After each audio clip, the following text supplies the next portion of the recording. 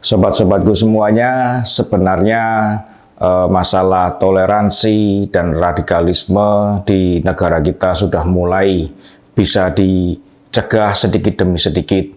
Dan itu terlihat dari beberapa kepala daerah yang mulai komitmen, mulai memiliki ketegasan terhadap mereka yang melakukan tindakan-tindakan intoleransi maupun radikalisme. Seperti contohnya adalah Gubernur Jawa Tengah Ganjar Pranowo yang tak segan-segan.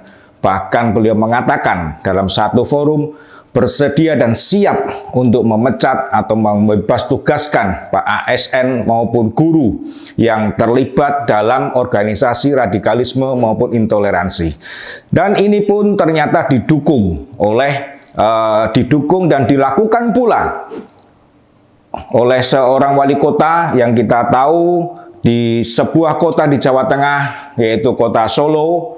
Mulai dibangunlah sendi-sendi toleransi.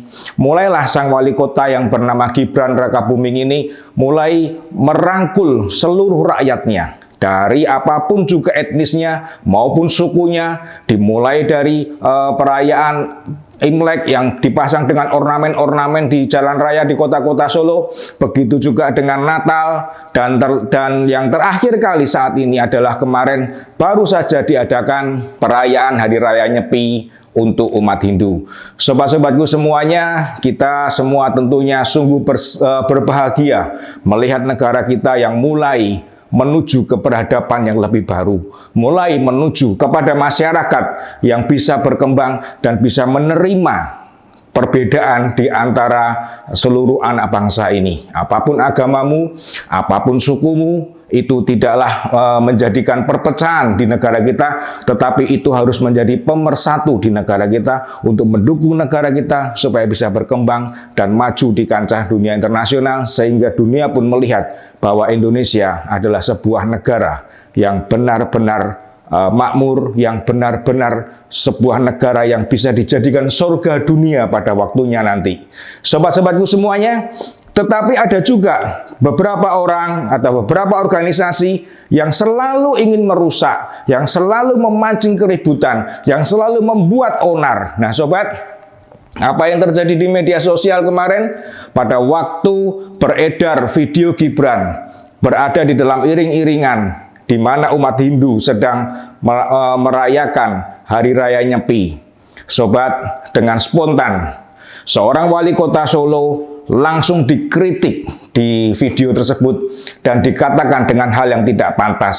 Sebuah akun di Twitter yang menamakan dirinya adalah si buronan mafia hukum justru bukannya melihat keterbaikan dari peristiwa ini, tetapi dia mengatai dengan sangat kasar dan dengan satu kata-kata yang kasar sekali, yaitu su, atau boleh diartikan atau itu adalah penjabaran dari sebuah kata-kata memaki seorang wali kota dengan kata-kata atau. Sobatku semuanya, sungguh orang ini adalah tidak bisa menerima perbedaan yang ada di negara kita. Orang ini mencari celah untuk membuat keonaran di negara kita.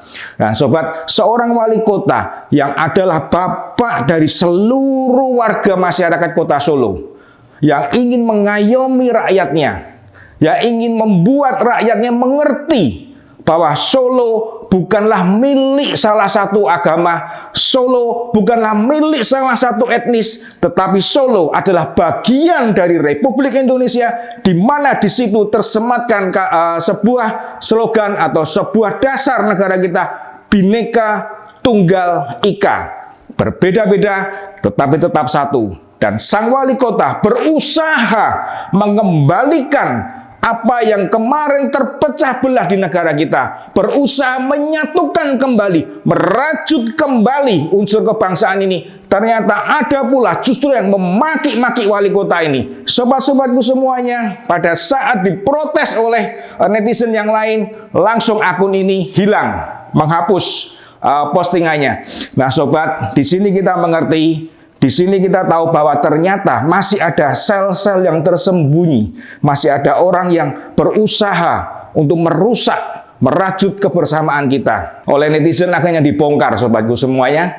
Dan apa yang didapat, sobat? Sungguh tidak di luar dugaan yang jauh, tidak berandai-andai. Ternyata orang ini adalah salah satu pendukung dari Anies Baswedan. Sobat-sobatku semuanya, Anies Baswedan yang pada waktu itu 2017 mencalonkan diri menjadi Gubernur DKI Jakarta, dia menggunakan unsur radikal dan intoleransi. Dan pada saat itulah dia dimenangkan karena unsur-unsur pemaksaan, menakut-nakuti warga. Bahkan ada salah satu umat yang pada saat meninggal, kita kenal dengan nama Nenek Hindun, almarhumah pada waktu itu, sempat terjadi benturan.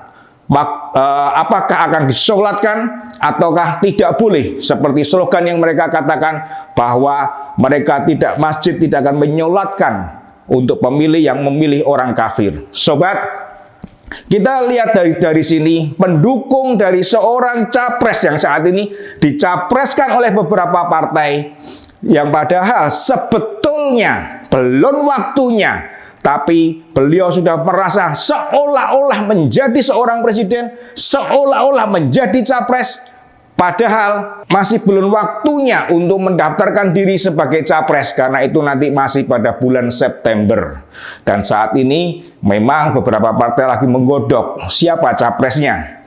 Nah sobat, yang kita lihat sekarang adalah bahwa apa yang dilakukan oleh orang ini sebetulnya merupakan cerminan apa yang akan dilakukan oleh Anies Baswedan. Seperti yang dia katakan bahwa pendukung merupakan cerminan dari yang didukung. Jika pendukungnya bersikap radikal seperti ini, jika pendukungnya bersikap tidak toleransi seperti ini, apakah kita akan percaya yang didukung akan mengambil sikap yang berbeda dengan pendukungnya?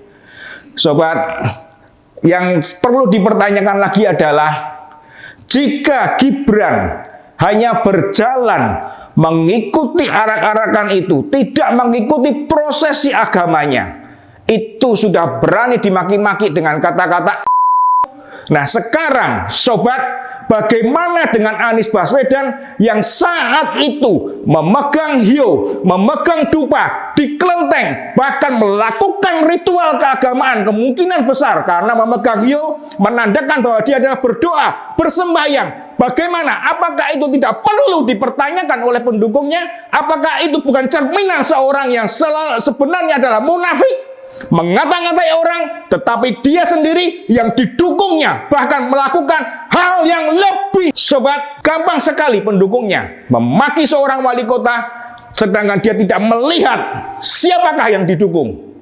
Capres Anies Baswedan saat ini didukung oleh dua partai. Dua partai, yang pertama adalah jelas Partai PKS, Partai Nasdem, Partai Demokrat, dan satu partai yaitu Partai Umat. Nah, sobat-sobatku, kita lihat Partai PKS beberapa waktu yang lalu mengatakan bahwa partai ini menolak adanya IKN. Tetapi beberapa saat kemudian PKS menerima IKN, bahkan mengatakan akan mendukung IKN.